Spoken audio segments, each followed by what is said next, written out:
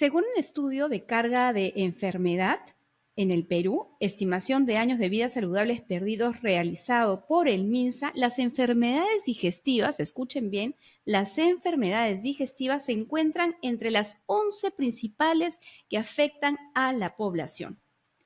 Y si le sumamos a eso que la gran mayoría de personas, al menos en mi atención clínica a los pacientes que vienen por nutrición, la gran mayoría dice la comida me cae mal. Pero ¿te has puesto a pensar que de pronto no tienes claro cómo funciona tu sistema digestivo y que el simple hecho del acto de comer no lo estés haciendo correctamente y que ese podría ser uno de los motivos por el cual sientes malestares digestivos? Pues hoy descubre cómo funciona tu sistema digestivo y qué debes hacer para que éste funcione correctamente. Sara Busabá te invita a explorar el mundo de la nutrición a través de los últimos hallazgos científicos, la opinión de los expertos y los mejores tips para tu día a día. Bienvenidos a NutriAgenda. Hace poco me puse a pensar en una frase que la escuché y me pareció perfecta. El estómago no tiene dientes. Si tú pones un trozo de carne en tu boca, ¿cómo es que este trozo de carne termina descomponiéndose y siendo proteínas que el cuerpo luego absorbe y utiliza y aprovecha? Esas son cosas que pasan, son procesos de transformación que ocurren en tu sistema digestivo. Pero hoy vamos a descubrir cada proceso de este sistema digestivo con una especialista. Se trata de la doctora Sandra Pando, quien es médico gastroenterólogo de la Clínica Sana de San Borja, a quien desde ya le agradezco su participación y que comparta con todos nosotros estos grandes conocimientos. Doctora, bienvenida. Muchas gracias, Sara, por este momento y de tener contacto con tus oyentes y sobre todo con quienes sintonizan este podcast para poder despejarles algunas dudas. A usted, doctora. Y yo creo que deberíamos empezar por lo primero, ¿no? O sea, ¿qué es la digestión? La digestión es el proceso que se lleva en el sistema digestivo en el cual todos los nutrientes que entran por nuestra boca son degradados de a pocos en los diferentes pasos de la digestión desde el inicio, que es la boca, hacia la parte excretora y que requiere el organismo para que esos alimentos, tal como los conocemos, sean degradados en micronutrientes y que de esa manera sean absorbidos y aprovechados por nuestro organismo. Y qué importante que este proceso funcione correctamente, porque cuando no ocurre es donde empezamos a tener los diferentes problemas, algunos funcionales y otros que tienen que ver, que ya nos contará seguramente más adelante de los principales de por qué ocurren. Pero vayamos descubriendo todo este sistema digestivo. ¿Cuáles son los órganos o las partes que constituyen nuestro sistema digestivo y que permiten justamente la digestión? Bueno, el tubo digestivo, tal como lo conocemos, se inicia en la boca, ¿no? Y la boca es una parte importante del proceso de digestión que en un momento les voy a hablar y termina en la salida del colon, es decir, en la zona rectoanal, pero tiene también órganos que giran alrededor de él y que son parte fundamental, ya que de ellos, en ellos se producen y muchas de las enzimas digestivas, como por ejemplo el páncreas, eh, la vesícula donde se concentran las sales biliares que nos ayudan a la digestión de grasas sobre todo, el hígado también que segrega la bilis por sí, ¿no? Y que también participa y también sufre las consecuencias de la buena o mala alimentación que recibimos. Ujú. Entonces, si empieza en la boca, ahí este proceso de digestión, me imagino que la masticación y todo eso es un tema importante. ¿Qué ocurre exactamente en la boca? ¿Cómo es que ahí empieza la digestión? ¿Es por el simple hecho de que el bocado de alimento o bebida ingresó? En realidad, en la parte que a veces muchos dejan de lado y que demoran en darse cuenta que es una parte fundamental es justamente lo que tú dices, la boca. Porque la boca no solamente es el lugar donde se recepciona el alimento, es el lugar donde se da el primer paso de la digestión. Empezando por los dientes, que son quienes trituran y hacen más pequeños los fragmentos, y en conjunto con la saliva, que tiene un pH alcalino, que viene y se origina en las glándulas salivales e incluso en la misma parótida, que es un órgano que muchos lo conocemos solamente cuando se complica, ¿no? A este nivel, entre lo que es el movimiento de masticación de dar la vuelta a los alimentos dentro de la boca. Con la lengua también necesitamos que la lengua esté y tenga una tonicidad, una salud adecuada para que ayude a mezclar los alimentos y que se unan a la milasa salival, que es el primer paso. Y esta milasa salival que es parte de los constituyentes de la saliva y que van a partir químicamente algunos nutrientes del alimento, ¿no? Sobre todo los carbohidratos. Yo muchas veces doy este ejemplo para que la gente realmente comprenda y empiece a concientizar de lo que está pasando en la boca, ¿no? Yo puedo tener nuevamente un trozo de carne y lo voy partiendo y lo puedo tener ahí reposando en mi boca y seguirá, digamos, ahí casi con la misma textura, ¿no? Con lo que logré partir físicamente. Pero si yo tengo, por ejemplo, un pedazo de pan o un pedazo o un bocado de menestra y lo parto con los dientes, pero la mantengo además ahí expuesto a la saliva, se va a ir deshaciendo, porque es una acción química de estas enzimas que están dentro de la saliva, ¿no? Y entonces ahí tal vez haciendo un paralelo, ¿qué pasa con la gente que mastica rápido y no logra embadurnar con tanta saliva ese bocado de alimento?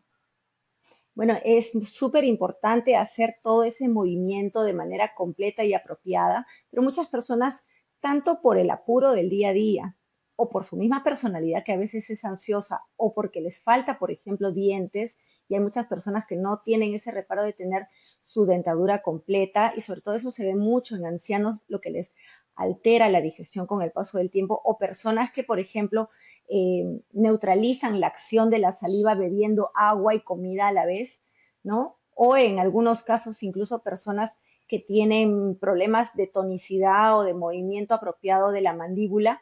Todos esos puntos en contra hacen que la digestión en esa primera zona que es la boca se haga cada vez más difícil. Y las personas que a veces comen, entre comillas, o si pudiéramos decir vulgarmente, tragan, porque en realidad no le dan tiempo a la boca de digerir, entonces la comida entra casi entera y pasan dos cosas súper importantes.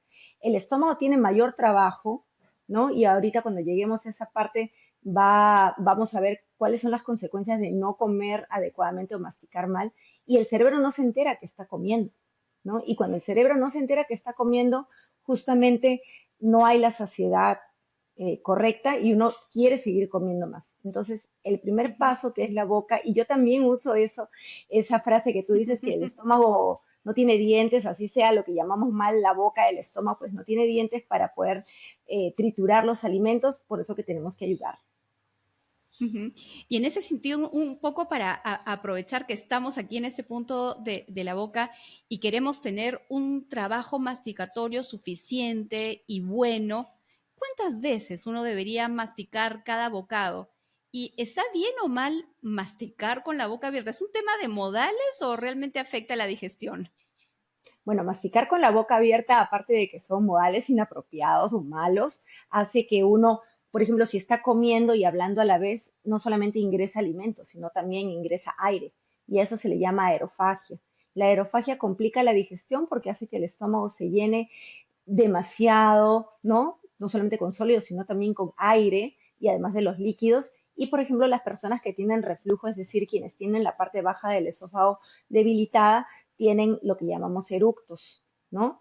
Y eso les complica y les da muchas molestias desde el punto de vista social y desde el punto de vista físico para ellos mismos, porque hay algunos pacientes que tienen eructos que no llegan a salir del todo por la boca, sino que se queda el aire atrapado en el esófago y eso causa mucho dolor. Incluso a veces lo pueden confundir con un infarto de miocardio.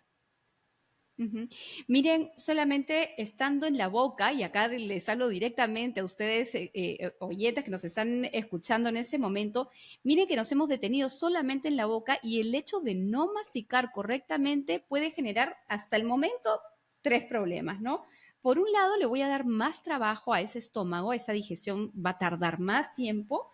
Luego que voy a tener justamente no darle tiempo al cerebro que está llegando alimento y probablemente voy a comer más sin necesitarlo.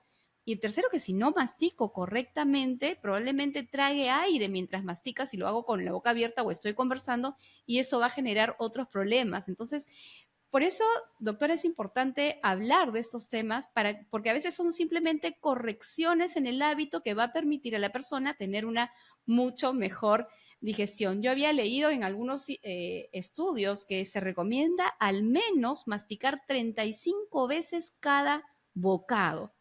Y la gente dice, yo no mastico 35 veces, pero acá los retamos a que hagan la prueba y si no están llegando a 35 veces, pues vayan practicando, ensayar, llegar a ese tiempo que es bueno para la digestión.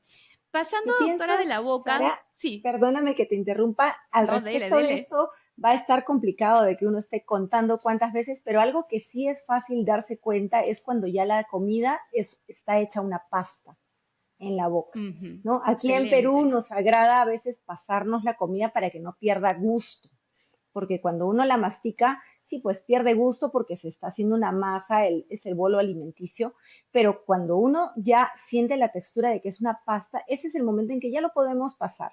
Antes de eso no es Mm. recomendable, sobre todo aquellas personas que ya aquejan problemas de digestión, que ahorita vamos a ver. Muy buen dato, doctora. Gracias por compartirlo. ¿Qué pasa después? El alimento ya llegué a esta forma pastosa. ¿De ahí qué sucede? Bueno, ocurre lo que se llama la relajación del esfínter esofágico inferior que está a esta altura, ¿no? Y que permite el paso de la zona orofaringea hacia el interior del esófago. A eso se le llama deglución, ¿no? Esa deglución nos ayuda a que ingrese, no solamente ingrese el bolo alimenticio, sino también que permita o que avise al resto del sistema digestivo que está entrando alimento, ¿no? Y entonces en Ujú, ese momento empieza el movimiento de peristalsis, es decir, el movimiento de exprimir hacia abajo que hace el ujú. esófago. Ahora, eso es un esófago saludable, ¿no? Y al exprimir hacia abajo también avisa al esfínter esofágico inferior, está llegando comida, relájate, ¿no? Y en ese momento ya ocurre una digestión inicial a nivel esofágico correcta. Pero, ¿qué pasa con algunas personas que por problemas de inflamación, y lo más común es el reflujo gastroesofágico, o también por problemas motores intrínsecos, lo que, por ejemplo, tiene que ver con muchas enfermedades neurológicas, o por problemas motores de los propios esfínteres, y hay una enfermedad que se llama acalasia, en la cual la parte baja del esófago, donde está el esfínter esofágico inferior, está cerrado totalmente porque hay demasiada presión y eso ya es un tema, es una enfermedad, ¿no? Que algunas personas tienen y que a veces es difícil incluso diagnosticar. Entonces, cuando hay un movimiento inapropiado de exprimir hacia abajo y hay ondas que suben y bajan o que no son del todo efectivas, pues la digestión en esta zona del esófago no avanza y provoca desde la sensación de llenura detrás del esternón, ¿no? Opresión, dolor, también el mismo reflujo gastroesofágico, el ácido que sube, inflama ciertas partes del esófago y, por ejemplo, puede ocurrir espasmos en la parte alta del esófago, que es el cricofaringio, ¿no? O incluso a Ujú, veces no permite pasar como es debido el alimento y muchas otras cosas, ¿no? Que lo vemos desde el punto de vista patológico. ujú.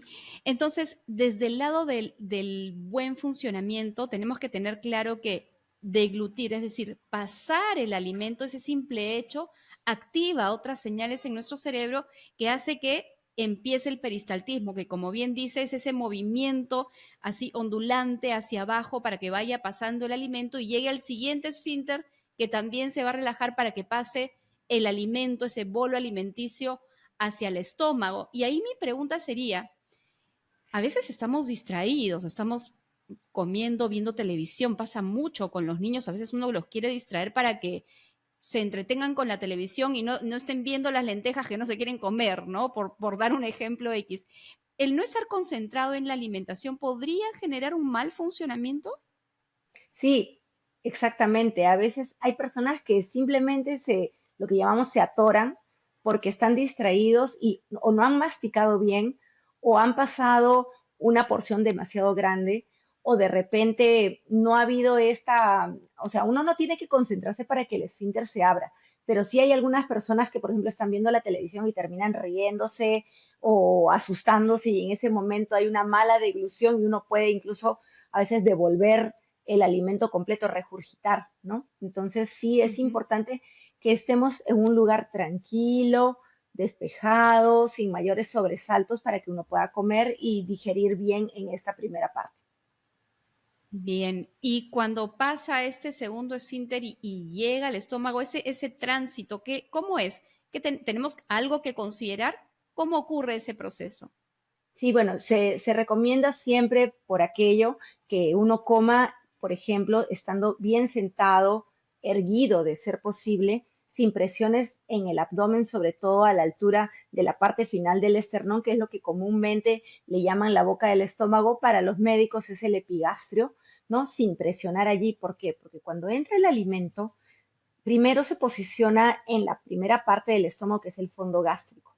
Y si uno tiene presión en esa zona, el alimento no va a poder seguir su tránsito desde el fondo gástrico e ir bajando poco a poco por el cuerpo, la parte media, el antro gástrico, porque hay un movimiento de peristaltismo vertical, pero a la vez también hay un movimiento de peristaltismo en forma de rotación, porque el estómago tiene Mm. músculos longitudinales y también circulares. Es como que yo le llamo a mis pacientes, es como que fuera tu pequeña licuadora, ¿no? Que hace que se mueva el alimento ahí dentro.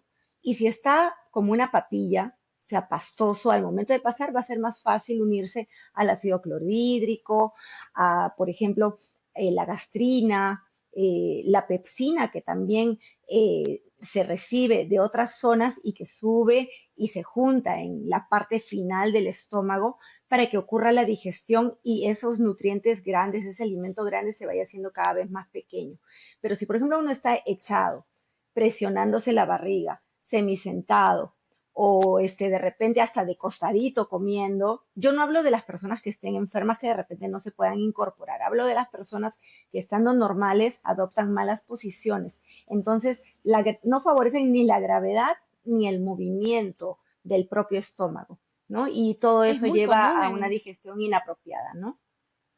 Es muy común sobre todo en gente joven. Hoy, de hecho, los adolescentes sobre todo se tiran a la cama, están con su laptop, el plato de comida al costado o el snack o lo que fuera, y suelen comer echados también. Y nuevamente, esto que menciona genera también malestares digestivos. ¿Hay algún síntoma de que yo me puedo dar cuenta de que, bueno, es porque estoy echado y no estoy digiriendo bien o este proceso no está ocurriendo como debe ser? Sí, lo primero que ocurre es el reflujo, la regurgitación. No, al no permitir que el estómago se mueva como es debido, retorna el alimento o una parte de este alimento y no retorna solo alimento, también retorna ácido y eso quema las partes bajas del esófago. Y los chicos a veces o las personas que adoptan esas malas posiciones, como lo que llamamos estar aplastados sobre el sofá, viendo la tele y comiendo solo, lleva a que la digestión sea incompleta a este nivel y que esta parte del alimento no progrese completamente hacia lo que viene, ¿no? Que es el intestino delgado, y lleva a tener digestión muy, muy lenta o incompleta, que le llamamos, ¿no? Doctora, nos habló de varias sustancias y jugos que están en el estómago. Cuéntenos un poquito qué proceso digestivo ocurre, porque hemos hablado un poquito de la forma, ¿no? Pero ¿qué parte de la digestión ocurre en el estómago? ¿Qué se procesa? ¿Cómo funciona? Bueno, en el estómago lo que se hace es sobre todo la degradación a través del ácido clorhídrico de las fibras de carnes, por ejemplo, y carbohidratos. Más que nada es de esto, ¿no? A este nivel. Las grasas se emulsionan, pero no del todo, porque necesitan las sales biliares que van a recién aparecer o jugar en todo este proceso digestivo en la segunda porción del duodeno, salvo en algunas personas que, por ejemplo, no tienen vesícula y en algunos de ellos de manera inapropiada ocurre lo que es el reflujo biliar. Entonces, pues la bilis sí se va a unir a este nivel en el estómago, pero es una bilis que no es efectiva para la digestión, ¿no? Entonces, Ujú. básicamente en el estómago, las fibras de carnes, de pollo, de pavita, de res, sobre todo de res, se necesita mucho de ácido clorhídrico. Es por eso que cuando uno come carnes rojas siente más acidez y las personas que sufren de hiperacidez lo sienten mucho más y es por eso que a ellos se les pide que por favor no consuman tanto de estos productos. Ujú. Nos habló del ácido clorhídrico y para que la gente tenga una idea de la magnitud, es tan ácido como el ácido muriático realmente. Pero uno a veces se puede preguntar, ¿Cómo es que un ácido de tan intenso puede no herir las paredes del estómago? Bueno, el estómago está preparado para recibir justamente un pH de 4 aproximadamente, ¿no? Que es el que provoca el ácido clorhídrico en el estómago y es porque tiene diferentes capas protectoras. Una de ellas es la capa de mucina, que es como si fuera una capa, es una capa transparente, muy, muy delgadita y que en muchos pacientes cuando está indemne lo protege justamente de su propio ácido. Pero hay algunas patologías, por ejemplo, la presencia del Helicobacter pylori, que hacen que esa capa de mucina, que es un impermeable, se rompa, ¿no? Y en ese momento es que ocurre ya los daños de diferentes magnitudes a nivel de la mucosa gástrica, por ejemplo, el enrojecimiento, que es la gastritis simple, las heridas, que son las erosiones, heridas superficiales, las úlceras, que son heridas ya más profundas, ¿no? Y eso puede conllevar a otras complicaciones, no solo de dolor, sino también de sangrado. Ujú. Cuando estuvimos hablando un poco de la saliva y de la boca, nos comentó que la saliva es alcalina, mientras que en el caso del estómago es más bien ácido. Y a veces uno, bueno, empiezan a salir muchas creencias populares, a veces diría yo hasta malintencionadas, que hablan de temas de acidez y de alcalinidad y de que tienes que comer cosas ácidas, cosas básicas. Y hay muchos mitos también que surgen, ¿no? Y aprovechando que estamos en el estómago, hay varias preguntitas así como para despejar mitos, ¿no? Si entendemos que el nivel de acidez del estómago o de este jugo gástrico llega a 4, el limón, por ejemplo, que es uno de los alimentos probablemente más ácidos que tenemos, puede llegar incluso a niveles de pH cercanos o más bajos aún. Eso quiere decir que este ácido clorhídrico se va a hacer más ácido aún y que me va a generar acidez si yo consumo, por ejemplo, mucho limón o cítricos o alimentos que son ácidos en general. Bueno, Vinagre, por ejemplo.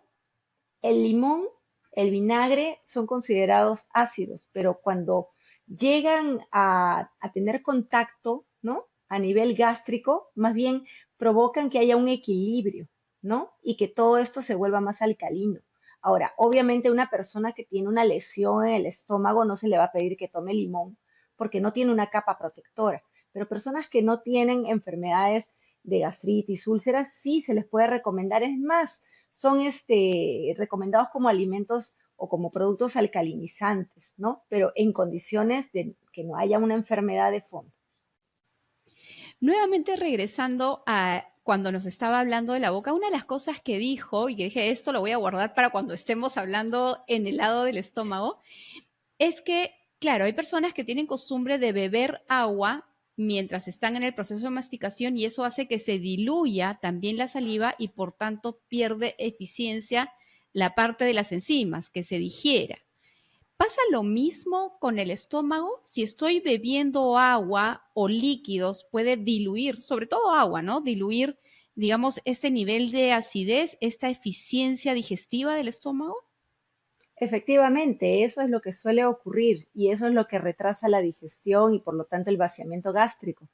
Para que eso no ocurra, se acostumbra, bueno, en mi caso acostumbro a decirle a mis pacientes que para que no llegue así con tanta sed que le lleve a estar bebiendo en medio del alimento, que beban al menos una media hora antes todo lo que tengan que beber y que les satisfaga la sed, sobre todo ahorita que está haciendo tanto calor, y que de repente durante el proceso de comer, si por ahí tienen la necesidad de beber líquido, que sea algo muy pequeñito, ¿no? Un sorbo apenas, ¿no? Sobre todo aquellas personas que tienen problemas de síndrome de Sjögren, que es una condición bastante frecuente de tipo autoinmune y que puede ocurrir a lo largo de la vida, pero sobre todo en mujeres a partir de los 40 años, en los cuales las secreciones a todo nivel, desde las lágrimas, la saliva y las secreciones intestinales disminuyen.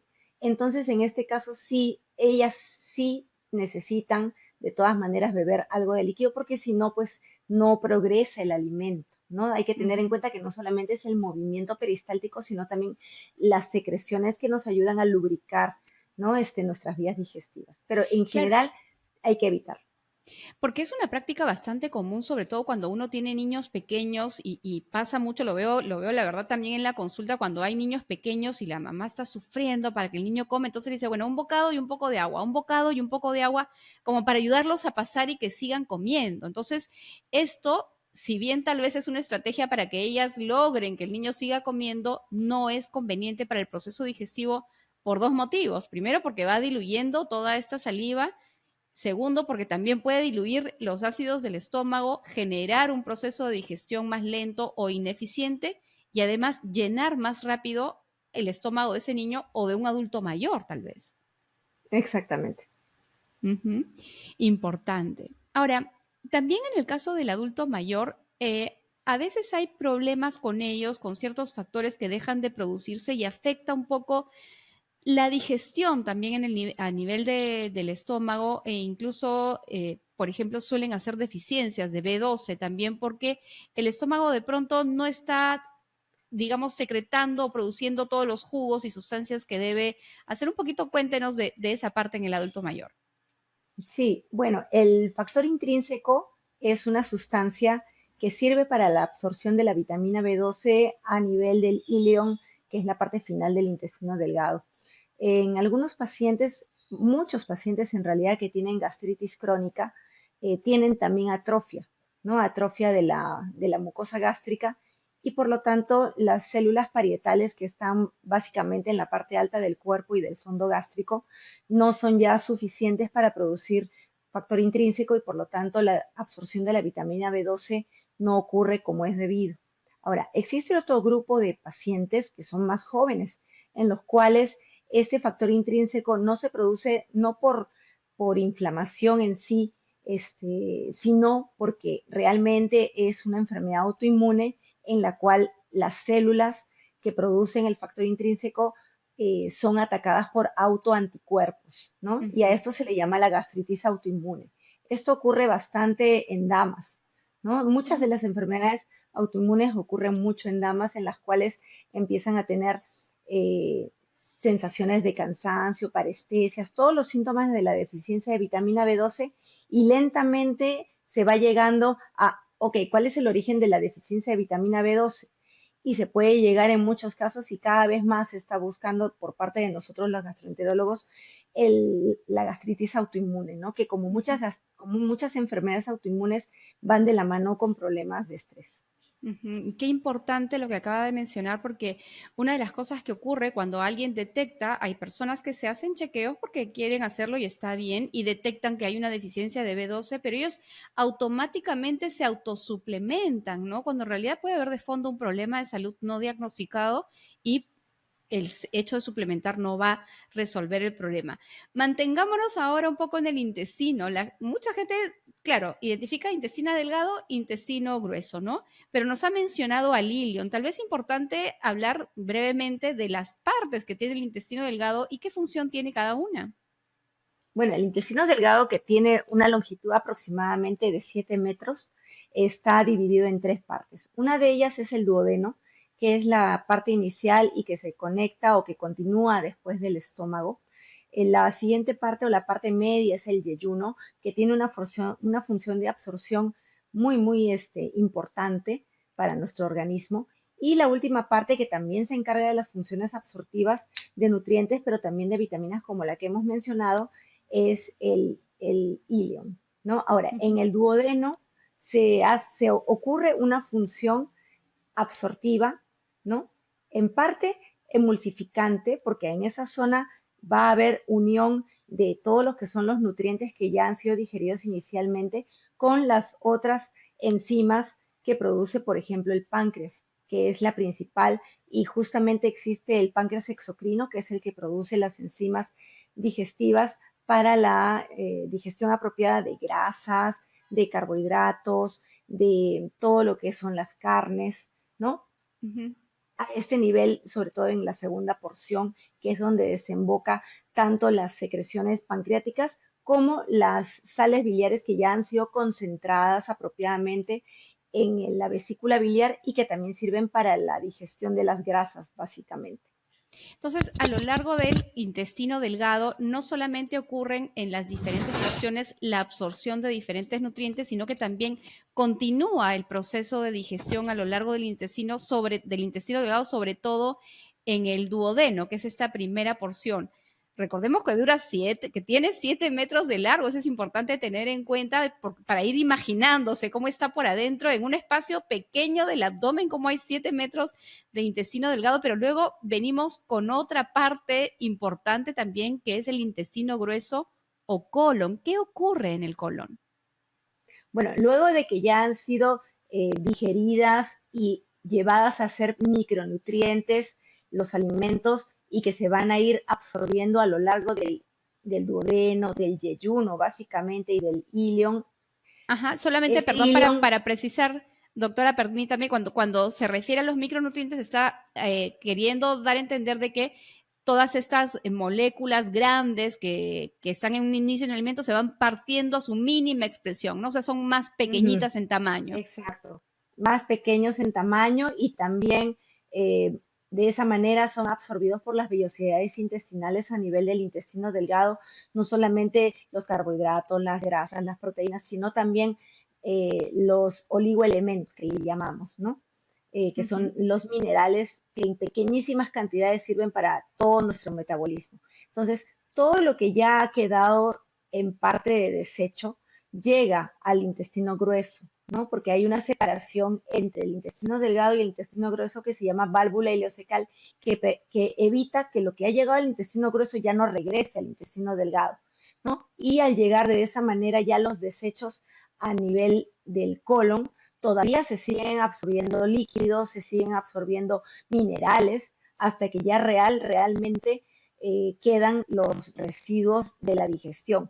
Pero ojo, el colon es súper importante también para una buena digestión, porque aquí no solamente ocurren funciones de absorción de líquidos. Antiguamente solamente se pensaba que existía eso. En el colon está la flora intestinal, gran parte de la flora intestinal. Y ahora ya se sabe que la flora intestinal cuando está en un estadio de equilibrio, pues nos ayuda muchísimo, no solamente a nuestra digestión, sino a nuestro sistema nervioso, tanto el sistema nervioso central en primer lugar y también al sistema nervioso periférico. Ujú. Y esta flora intestinal, lo que también comúnmente ya muchas personas le identifican como microbiota, ¿no? Que es lo mismo, simplemente es un término diferente. Y ahí cae una pregunta que se cae de madura en realidad. El proceso, o sea, el hecho de tener malos hábitos va a generar que lo que ocurre en el colon funcione mal, por ejemplo, causa estreñimiento o uno tarde más tiempo en evacuar cuando yo evacuaba antes todos los días y de pronto evacuo cada 2 o 3 días. Justamente la flora intestinal primero tiene que ser alimentada de una manera apropiada y el mejor alimento para la flora intestinal es la fibra, los vegetales, de preferencia que sean así tal como nos lo da la naturaleza, crudos, en algunos casos cocidos, darle poca cantidad de carbohidratos complejos, pocas grasas, porque las grasas y los carbohidratos complejos e incluso los desechos de las carnes rojas alimentan la flora intestinal mala.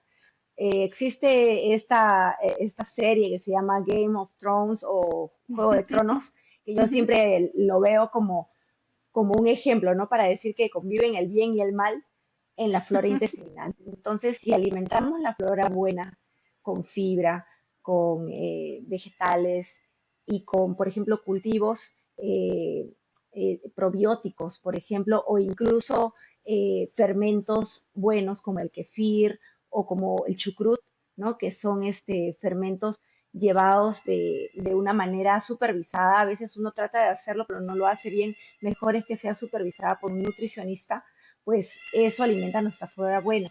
Y si uno da poca fibra, pues se estreñe. Si uno da mucha grasa, predomina la flora mala, que es la que fermenta y hace que uno se llene de gases y que hayan alteraciones de lo que llamamos sobrecrecimiento de bacterias malas, o el SIBO, o el síndrome de sobrecrecimiento bacteriano, que ahora también se está tomando muy en cuenta en los pacientes que sufren de diarreas cíclicas, muchos gases, están con la barriguita llena siempre de aire, ¿no? Entonces, alimentar la flora intestinal favorece la digestión, favorece la absorción e incluso la excreción apropiada. Ujú. Qué importante, doctora, todo lo que nos ha compartido el día de hoy en este episodio. Yo le estoy sumamente agradecida y dentro de esta conversación surge todo un abanico de mundos, de temas para poder justamente llegar a profundidad y compartir con toda la gente que nos puede ver y nos puede escuchar. Por ejemplo, todo lo que uno tiene que considerar para evitar el estreñimiento, cuándo uno se estreñe y cuándo uno no. Son capítulos que van a quedar pendientes y que por supuesto me va a encantar invitarla, doctora, para una nueva conversación. ¿Alguna recomendación final? Sí, en realidad la recomendación es, por ejemplo, cuando uno se alimente, tiene que tomarse el tiempo apropiado, al menos unos 15 minutos para poder tomar sus alimentos en un ambiente tranquilo, que nadie lo moleste, que de preferencia no hayan trabajo al costado. Hay que darle tiempo a nuestro organismo para que se alimente tranquila y correctamente y favorecer la digestión no solamente con buena alimentación, sino también con ejercicio y también, ¿por qué no?, una buena lectura y también un poco de descanso. Claro que sí, doctora. Hay una pregunta que se me ha quedado, pero se la tengo que hacer de todas maneras. ¿Cuánto tiempo tarda la digestión? Ya nos ha dicho que comer debería tardarnos 15 minutos el proceso en la boca, ¿no? Pero en cada órgano, ¿cuánto tiempo pasa en el estómago, en el intestino, en Ujú. el colon? ¿Cuánto Un sería? aproximado, aproximadamente 2 horas tarda el vaciamiento gástrico, ¿no? Desde todo lo que ocurre en el estómago hasta que llega al intestino. El recorrido dentro del intestino delgado tarda aproximadamente entre unas 4 a 6 horas y todo lo que es el efecto o la excreción dentro del colon es bastante variable. Puede tardar unas 12 horas en promedio, pero en algunas personas, por ejemplo, que tienen hipersensibilidad intestinal, puede ser muy rápido, o sea, come y ya rápidamente se está yendo al baño, pero eso es un problema ya fisiológico que se llama síndrome de intestino irritable y que eso lo podemos conversar en otros momentos. En algunas personas el colon de por sí puede ser lento y hay que ayudarlo con fibra porque si no se puede tardar 24 hasta 48 horas y cosa que es inapropiada porque uno debería de defecar al menos un poco o lo suficiente para sentirse bien todos los días, o sea, cada 24 horas. Cuando es menos de eso, ya hay que ir haciendo una alimentación más balanceada con alimentos vegetales y si no recurrir al médico gastroenterólogo, que para eso estamos. Excelente, doctora. Nuevamente, muchas gracias por tan valiosa información. Y aquí tengo la invitación abierta para tenerla justamente en otro episodio que hablaremos también de temas digestivos. Muchas gracias. A ti, encantada de estar contigo en este momento. Nutriagenda con Sara Busabat. Dudas, mitos y secretos sobre nutrición para una vida más saludable.